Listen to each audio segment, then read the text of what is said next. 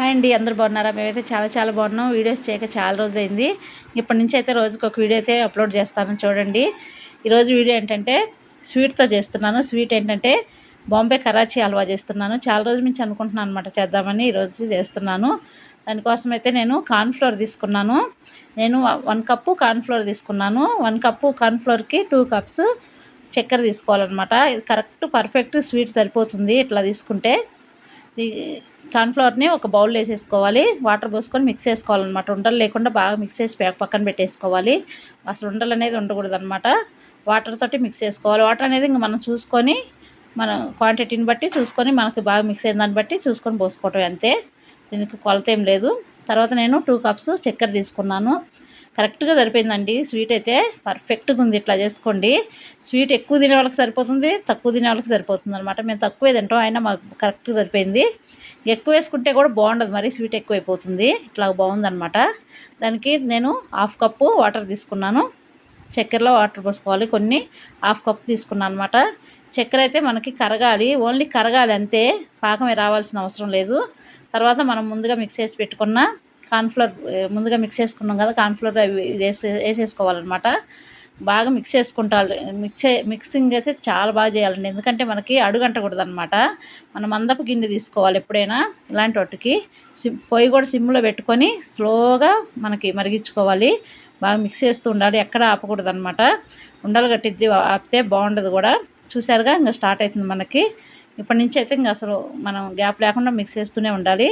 కొంచెం మందపాటి గిన్నె అయితే చాలా బాగుంటుంది అనమాట, అడుగంటకుండా ఉంటుంది. మనకు కొంచెం అట్లా మామూలుగా కొంచెం స్లో అయినా కూడా మనకి అడుగంటకుండా ఉంటుంది అనమాట.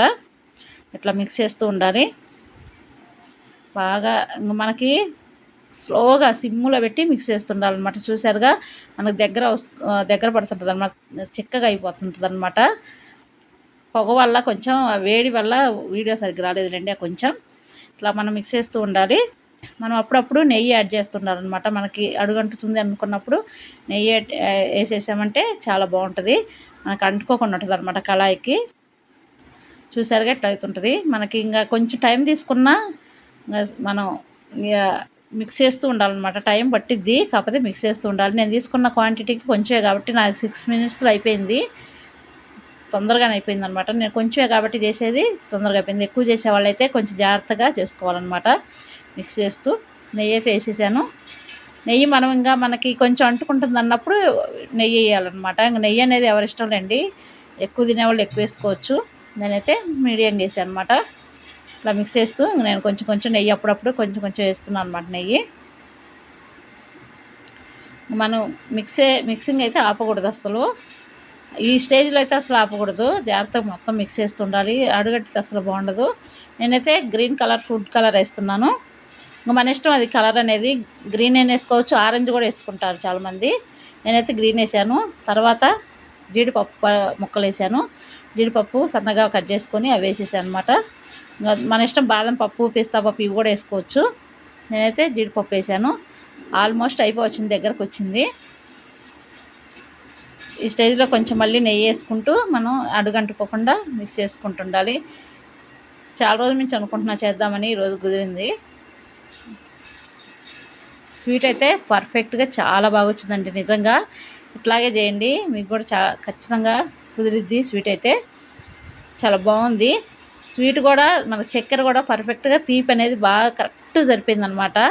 ఇంకెక్కువ వేసుకున్నా కూడా బాగుండదు, ఇట్లాగే వేసుకోండి బాగుంటుంది. ఫైనల్గా అయితే అయిపోయింది. ఒక గిన్నెకి నెయ్యి రాసుకొని తీసేస్తున్నాను అనమాట.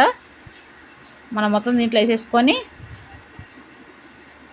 ఆరబెట్టుకోవాలి. మొత్తం స్ప్రెడ్ చేసి బౌల్కి అయితే శుభ్రంగా కొంచెం ఒక 10 నిమిషాలు పక్కన పెట్టేస్తే మనకి చల్లారిపోయిన తర్వాత పీసెస్గా కట్ చేసుకుందామండి. బాగా వచ్చిందండి స్వీట్ అయితే, చాలా బాగా వచ్చింది. ఒకసారి ట్రై చేయండి, ఖచ్చితంగా కుదురుతుంది. స్వీట్ అయితే నిజంగా చాలా బాగుంది, నాకైతే చాలా నచ్చింది. ఇంట్లోనే ఇంత ఈజీగా కరాచీ హల్వా చాలా బాగా కుదిరింది. చూడండి, చాలా ఈజీగా వస్తుంది. మనకి పెద్ద ప్రాసెస్ కూడా కాదు. స్వీటు మనకు బయట దొరికే స్వీట్ షాప్లో దొరుకుతుంది కదా, ఆ స్వీటు మన ఇంట్లో ఈజీగా చేసుకోవచ్చు. బయట కొనుక్కోవాల్సిన అవసరం కూడా లేదు. ఇట్లా పీసెస్గా కట్ చేసుకుంటున్నాను, చల్లారిపోయింది బాగా. మన ఇష్టం, పీసెస్ అనేది ఏ షేప్లో అయినా కట్ చేసుకోవచ్చు అనమాట. డైమండ్ షేప్లో కానీ, మామూలుగా స్క్వేర్ షేప్లో, ఏదైనా మన ఇష్టం కదా. నేనైతే మామూలుగా కట్ చేస్తున్నాను.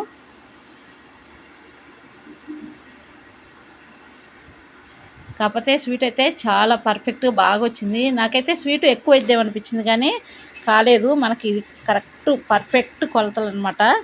వాటర్ అయినా చక్కెర అయినా ఏదైనా పర్ఫెక్ట్గా ఇట్లా తీసుకోండి చేయాలనుకుంటే కనుక. పర్ఫెక్ట్గా రాకపోతే అప్పుడు చాలా బాగుంటుంది.